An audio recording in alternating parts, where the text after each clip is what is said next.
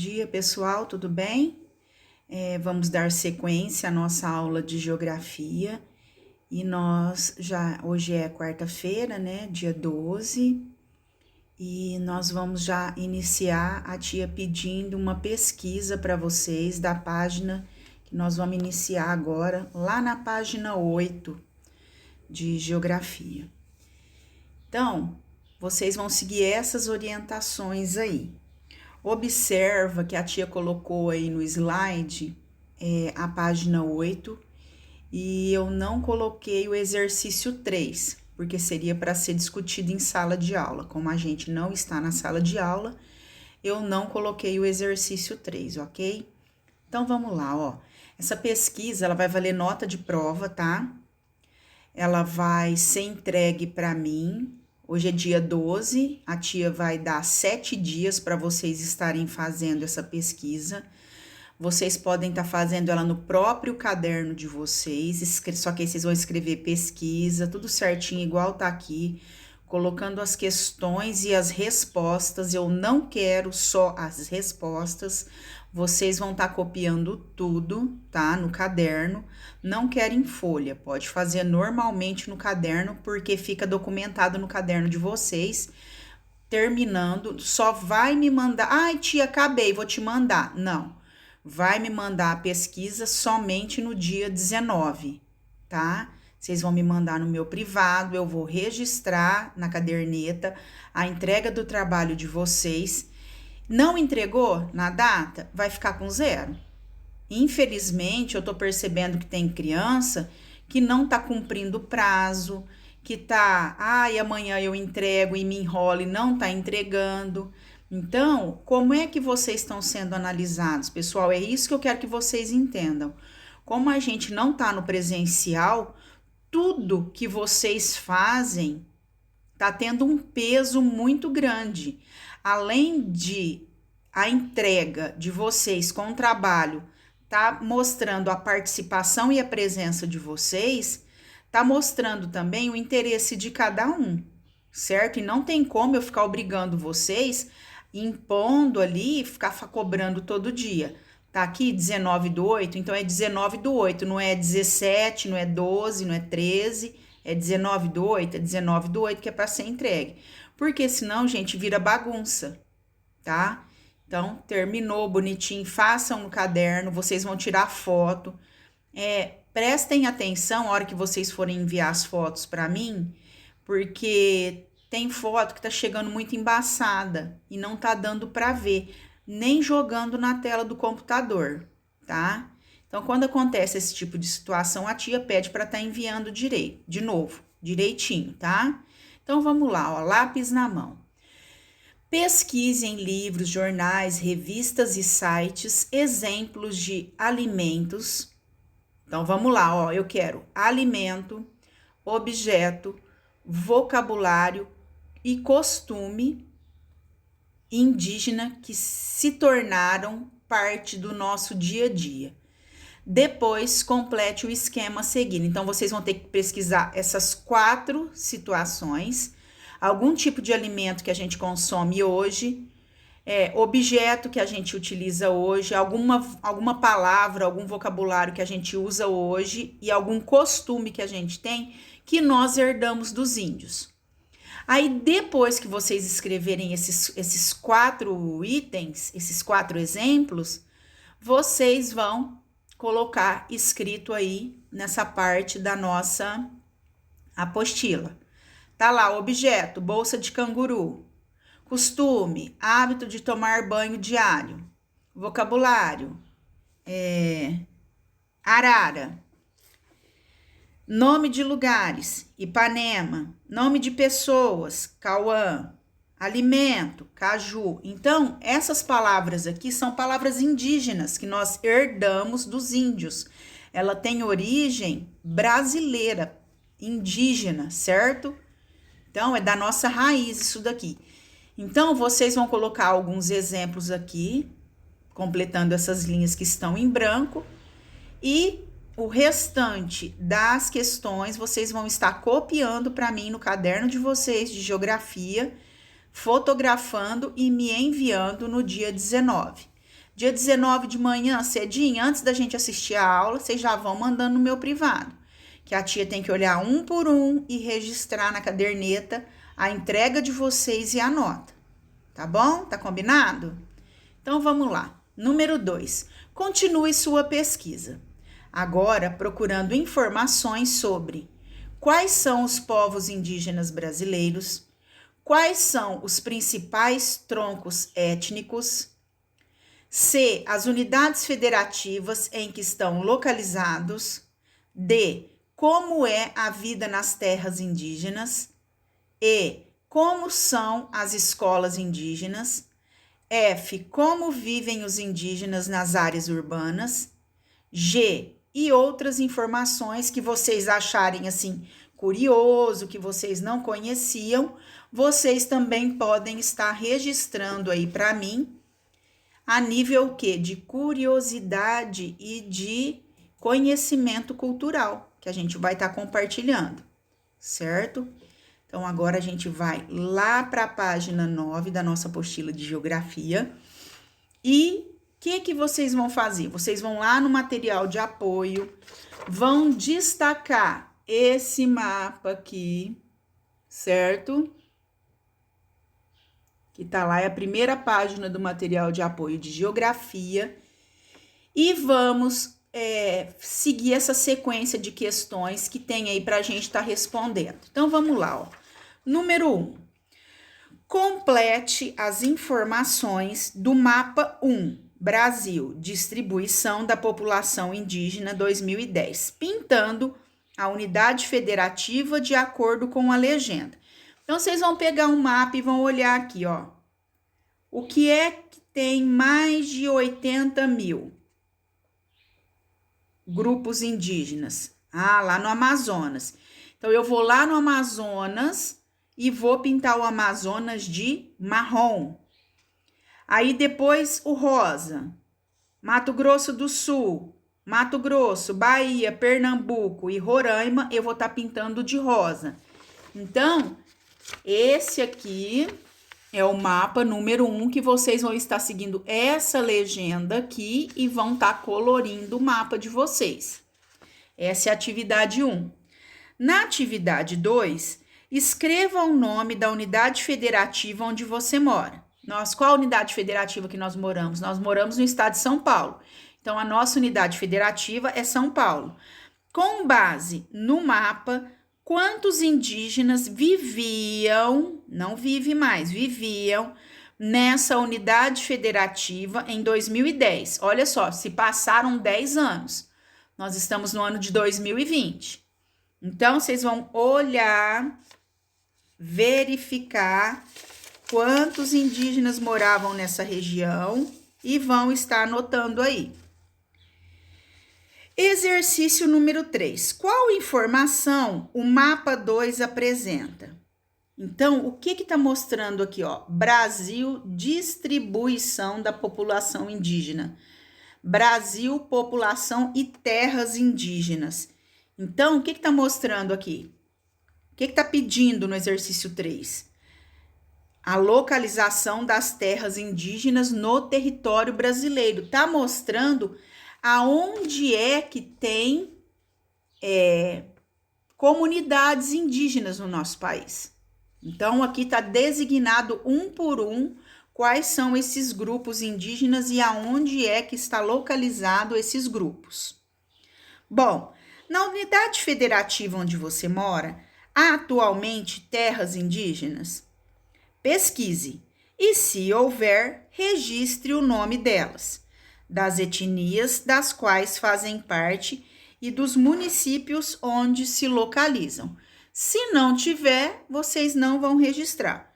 Mas pelo que a gente está olhando aqui, ó, no nosso mapa, tem. Então, vocês vão ter que registrar aí aonde se localiza. Durante a pesquisa de vocês aí no Google, vocês vão achar a localização correta de cada uma delas. Escolhe algumas aí e coloca. Número 5. De acordo com o mapa 1 e 2, marque X nas afirmativas corretas. Os dados do Censo Demográfico de 2010 revelam que há populações indígenas em todas as comunidades federativas brasileiras. Grande parte da população indígena brasileira reside no Amazonas, a unidade federativa onde se localiza a maior parte das terras indígenas.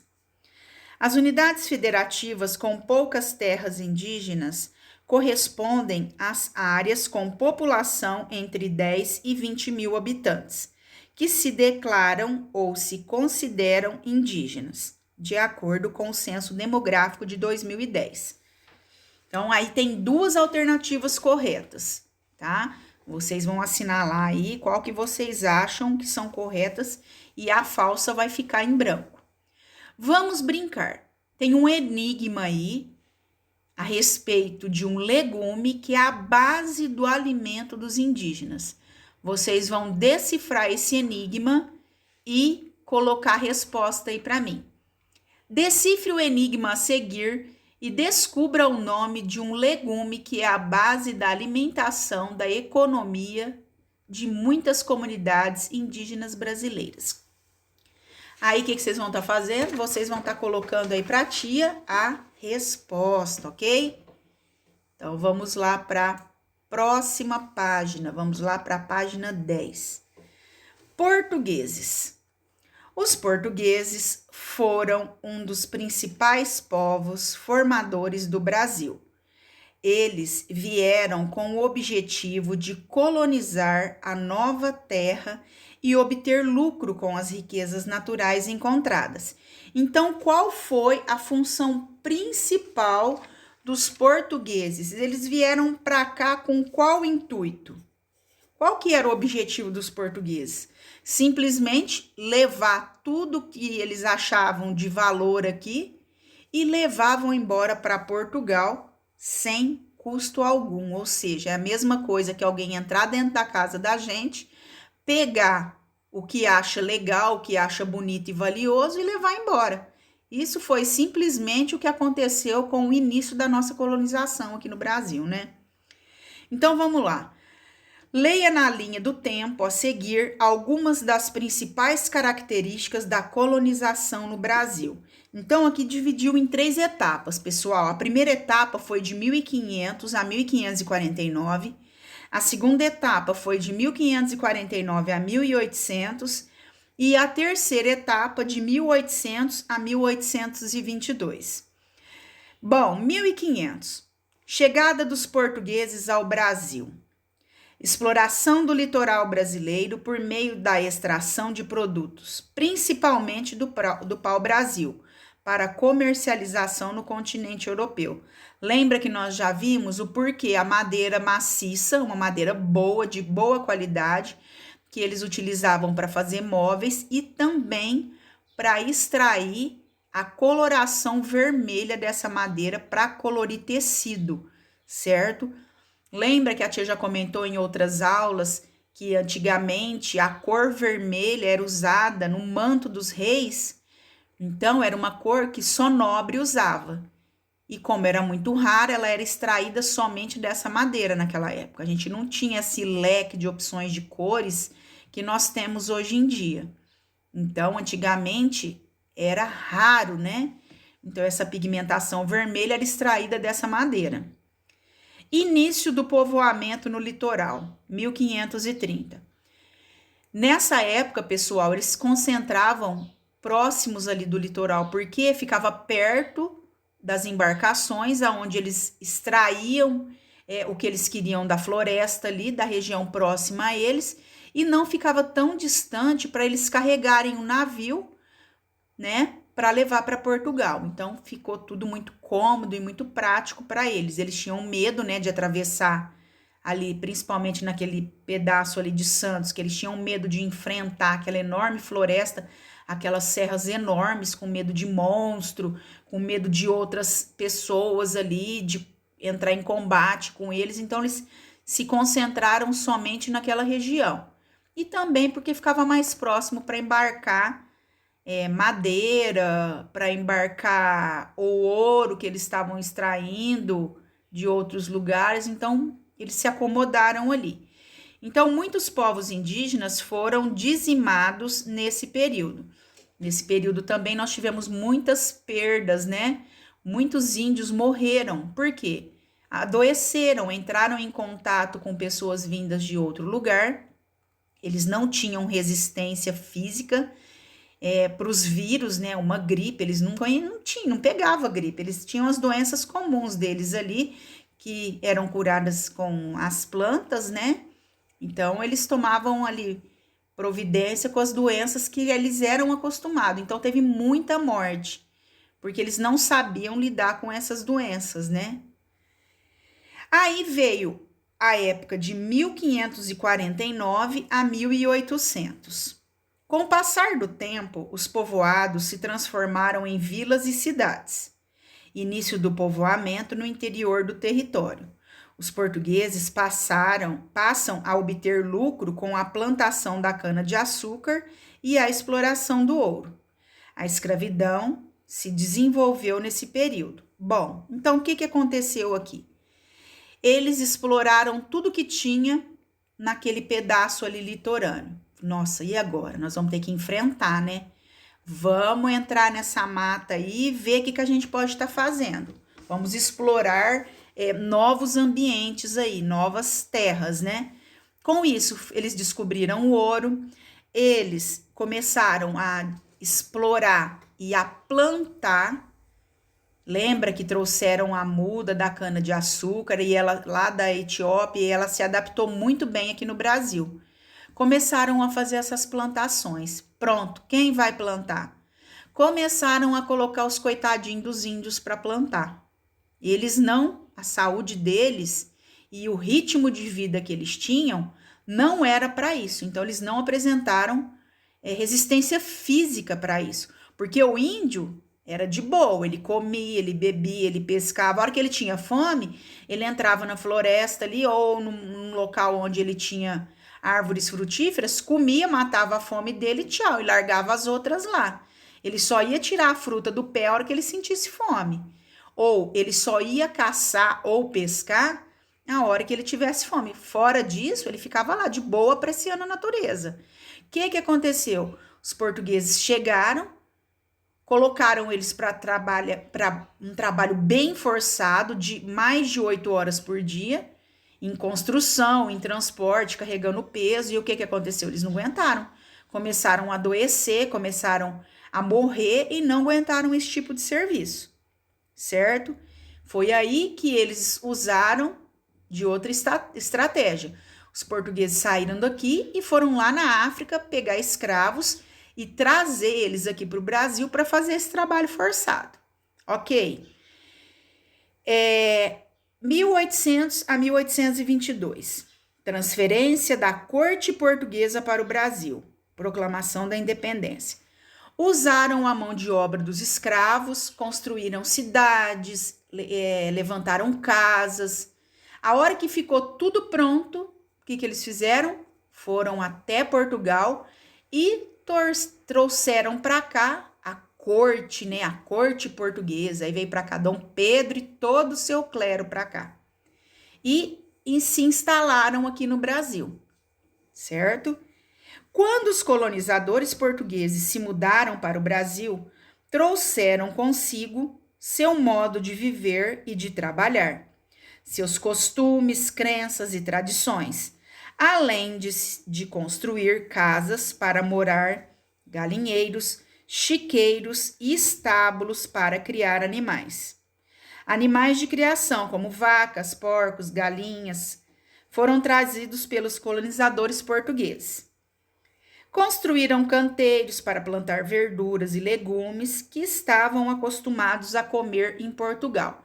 Então, pessoal, eles chegaram aqui adaptando e colocando todos os costumes que eles tinham lá em Portugal, eles implantaram aqui no Brasil e contaram com a colaboração dos índios e dos escravos africanos para estar colocando a mão na massa. Os portugueses, a rainha, o rei, não ia ficar lá cavando buraco e fazendo canteiro para plantar. Então, eles tinham que ter gente para fazer essa mão de obra pesada para eles. Ou seja, pôr a mão na massa. Então, eles utilizaram essa mão de obra com os índios e com os escravos. O que a tia vai pedir para vocês? Eu quero que vocês escrevam importante, tá? Aí em cima, nessa linha do tempo que vai de 1500 até 1822 e grifa essa parte de baixo aqui, tá? Quando os colonizadores portugueses se mudaram até Portugal. Porque toda essa página, pessoal, é importante, tá? Então, grifem aí, peguem o marca-texto e grifem toda essa parte, por favor. Então, agora nós vamos para a página seguinte.